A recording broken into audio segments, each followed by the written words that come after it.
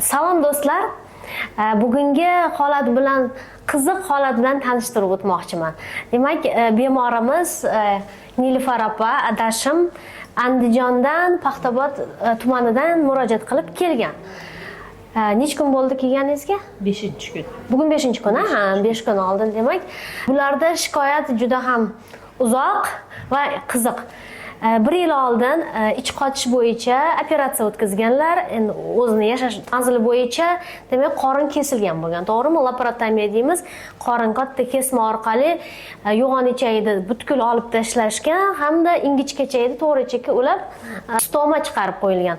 Stoma ingichkachakdan yon boshdan chiqarilgan bo'lgan. Shu stoma bilan 1 yil yurgan bular. Axlat tashqariga kelib turgan qopchaga, to'g'rimi? 2 marta operatsiya bo'lganlar Andijonda. 12 kun mobaynida. 12 kun mobaynida 2 marta qorin kesilgan. Endi ba'zi sabablarga ko'ra ich kelmay qolib, ingichkachak tutilishi deymiz, neproходимость kишечника bilan ikkinchi operatsiyasini ham o'tkazib, stoma bilan yurgan bular. Endi bizga kelishdan maqsad bu stomani yopib, tiklash bo'lganda ichaklarni, to'g'rimi? Nilufar opa, sizga savol beraman. Mana shu 1 yil ichida qanday yurdingiz? Stoma bilan, chandiqlar bilan 1 yil ichida endi o'ziga yarasha azoblari bor, qiyinchiligi bor. Yotib turishingizda halovat yo'q, bir joyga dadil borishingiz bor, uyda bola chaqa, mehnat, onani o'ziga yarasha vazifasi bor. Bu vaziyatlardan ancha qiyinchilik bo'ldi. Oxiri kasallanib, qiynalib yurganlarga murojaatim joyida, vaqt o'zini joyini topib kelishinglari so'rab qolaman, qiynaldim. Stomaga qarash ham o'zicha bo'lmaydi, to'g'rimi? Uxod stoma juda qiyin. Kunda 1 soat shu stoma bilan shug'ullanib, qiynalib, azobi bor. Xo'p, Nilufar opa, unda mana 1 yil yuribsiz. Qanday qilib kelib qoldingiz bizni klinikaga? Kimdir maslahat berdimi? Yo'q, bu kasallik bo'yicha men rosa qiynalganim sababli faqat internet orqali kuzatdim. Qarindosh urug'lar hammamiz shu meni kasalligim bo'yicha izlandik. Izlangansizlar. Qayna ukam topdi sizni. 3 oy, 4 oy biz sizni kuzatdik. Ijtimoiy tarmoqlarda foydasi bor ekan-da. Tarmoqlar orqali topib keldik. Allohga shukr, mana 5 kunda sog'ayib oyoqqa turib, sizlarga tushdik. Demak, operatsiyaga xudo xolasa bugun 4-kun. Kelgandan keyin bularni albatta tayyorgarlik ko'rib, tekshirib, hamma narsani как по плану qilib operatsiyaga olindi. Operatsiya demak laparoskopiya usulida bo'ldi. Qorin kesilgani yo'q. 1 yil oldin 2 marta kesilgan. Bizda laparoskopik usulda 4 ta teshik orqali bo'ldi. Demak, bular juda объемный, hajmli operatsiya bo'ldi. Operatsiya ham davomiyligi shunga yarasha uzoq bo'ldi. Eng muammoli narsa bularda spayka. Ingichkachaklar juda ham bitib ketgan, bitishma kasalligi deymiz. Chandiq bo'lib, bir-biriga yopishib ketgan. Mana shu ingichkachakni ajratishga 4 soat vaqt ketdi. Laparoskopiya usulda. Hech qayerga katta kesmalarsiz. Bitishma kasallik ketdi. Ingichkachakdagi stoma yopildi. Stomani atrofida grija hosil bo'lgan. Aytgancha bularda yana grija bartaraf qilindi hamda oxirgi etap to'g'ri ichakka ingichkachak boshqatdan ulandi.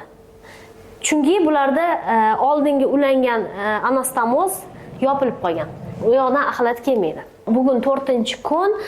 Operatsiyadan keyin o'zingizni qanday his qildingiz, Nilufar opa? Mana laparoskopichеский qildik baribir. No, stomani o'rni yopildi, stomani o'rni jarohati bor. Grijani o'rni yopildi. Birinchi kuni qanday bo'ldi qiyinchilik? Birinchi kuni hech qanday bir og'irlik sezmadim. 2 kunda oyoqqa turdim, yurgizdingiz. Allohga shukr. O'shanda jinday sezdim, lekin hozirda og'riq yo'q, yaxshi. Ovqatlanish hozir bulyon. Sekin-sekin уже kirishib boshladingiz ovqatga. O'yinga ham tushib keldingiz. o'yinga tushib Demak, bularda juda ham haligi ingichkachaydi spaychnik bolezni, spayka kasalligini qayta paydo bo'lish xavfi baland. Shuning uchun ko'proq harakat qildiramiz. Bularni ertadan kechgacha tinmay yurgizib, tinmay o'yinga tushtirib, harakat qildirib yotibmiz. Shtobi yana yopishib qolmasligi uchun bir-biriga. Demak, hozir hech qanaqa shikoyatlaringiz yo'q-a? Yo'q. Javob beraman desam, o'sha ketaverasiz uyga, to'g'rimi? Yo'q. Yo'q, ketmayman deng. Ketmayman. Yoqib qoldi biz klinikada. Yo'q, ketmayman. Menga ruxsat berishdi. Bir oy doktor nazoratida. Yaxshi. Atay hozir yaxshisizlar. Yaxshiman, holatim yaxshi, zo'r chotki. Hamma uydagilar xursand. Hammada kayfiyat a'lo. Xursandman. Bu darajada biz bo'ladi deb o'ylamadik.